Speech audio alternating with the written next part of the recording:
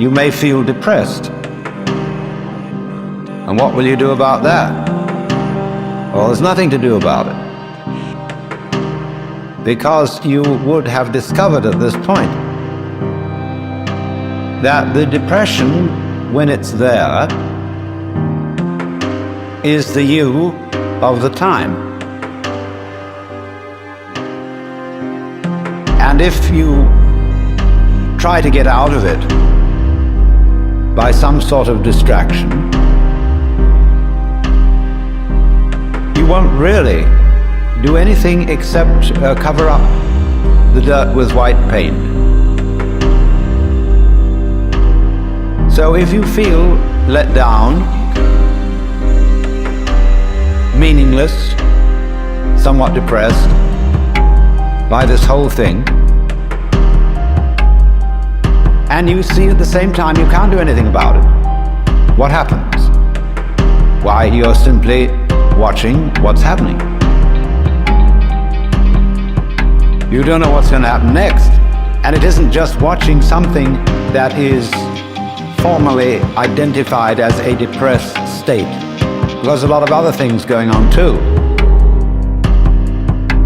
There's the world around you.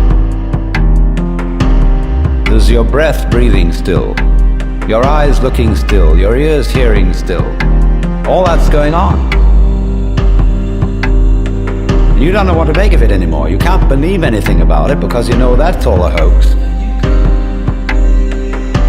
So there's nothing left for you to do but watch it. And you have become inwardly rather quiet just because you're worn out. There's nothing to do. And you realize that all escapes lead back to the thing you were running away from. You can take a detour. Detours, detours, detours, but they always get shorter. And you get back to where you started.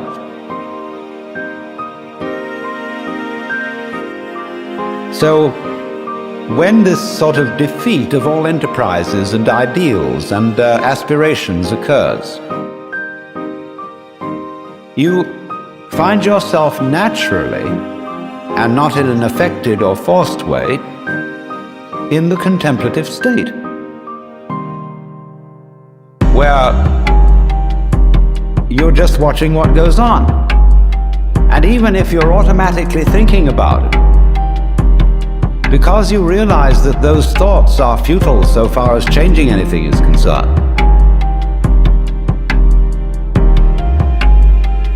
you might as well try to sweep dust on the stairs with bamboo shadows. And so you watch your thoughts as if they were the ticking of a clock, or birds chattering outside the window, or water falling, and they just chatter on. And life does its thing, and you watch. The thoughts, because they're just chatter, begin to go away. And the past has disappeared, because you know it's just memory. The future has disappeared because it hasn't happened. It never does, tomorrow never comes. There is no tomorrow. And if you don't realize that, it's useless for you to make plans for it. If you do realize there's no tomorrow, then maybe plans will be of use to you. Because when they work out, you can enjoy the result. But if you're not all here, you can't. So tomorrow can only be handled by those who don't take it seriously. So there you are.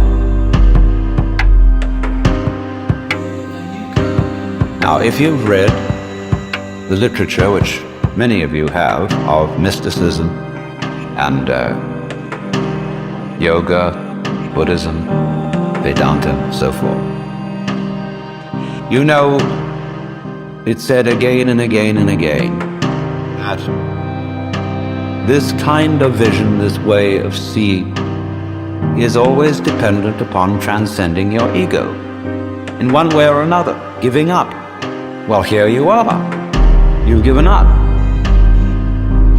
Only you are not able to pride yourself on having achieved a great achievement.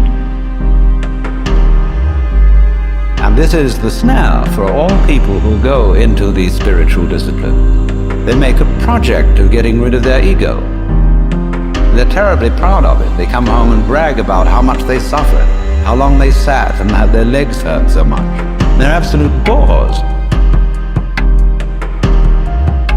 And this spiritual braggery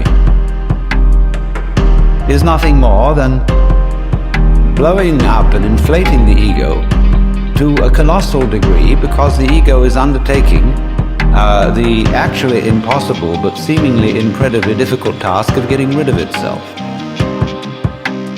So when you run into this kind of thing, don't be beguiled. All those disciplines to get rid of your ego have as their underlying design to persuade you that it can't be done. Not in a merely theoretical kind of persuasion, but so that you actually realize that you can no more get rid of your ego than you can put out fire with fire. It is precisely, you see, the ambition of the ego to be egoless. When you find a person who is what you might call frankly egotistic, makes no bones about it, he will be less egotistic actually than people who are very self-effacing. That's a curious thing. People, for example, who speak very frankly and tell the truth and come right out and say whether they like you or whether they don't, whether they want you around or whether they don't. And you say, well, can I stay overnight? And they say, sorry, but I'm tired and I don't want anybody around. You think, well, is that selfish? But that kind of selfishness is not really selfish, because with a person like that, you always know where you are.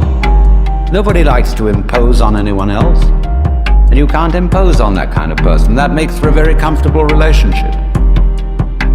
So you owe it to other people to be as egotistic as you are. Then they know where you stand.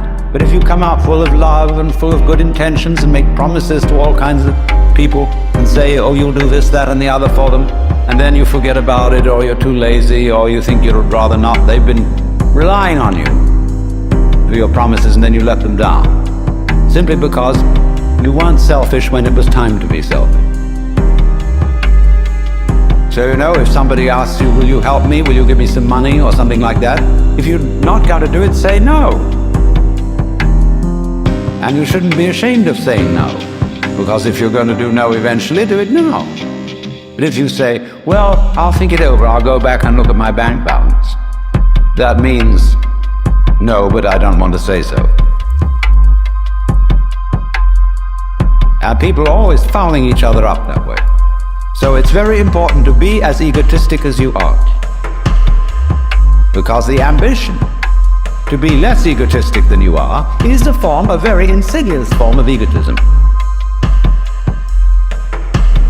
And there is nothing more reprehensible than the ambition to be a saint.